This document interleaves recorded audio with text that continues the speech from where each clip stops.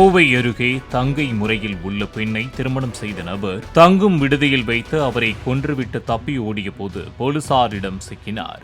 சின்னியம்பாளையத்தில் உள்ள விடுதியில் இளம் பெண் முகத்தில் காயங்களுடன் இறந்து கிடந்த நிலையில் அவருடன் தங்கிய நபர் தப்பி ஓடியதாக ஊழியர்கள் பீளமேடு காவல் நிலையத்திற்கு தகவல் தெரிவித்தனர். இதனையடுத்து அந்த பகுதியில் சுற்றித் திரிந்த நபரை பிடித்து விசாரித்த போது ஆர்ஜி புதூரைச் சேர்ந்த சரவணன் தங்கை முறையான கள்ளப்பாளையத்தைச் சேர்ந்த கீதாவை திருமணம் செய்து கொண்டதை பெற்றோர் ஏற்காததால் அடிக்கடி விடுதிகளில் அறை எடுத்து தங்கி வந்ததாக தெரிவித்துள்ளார்.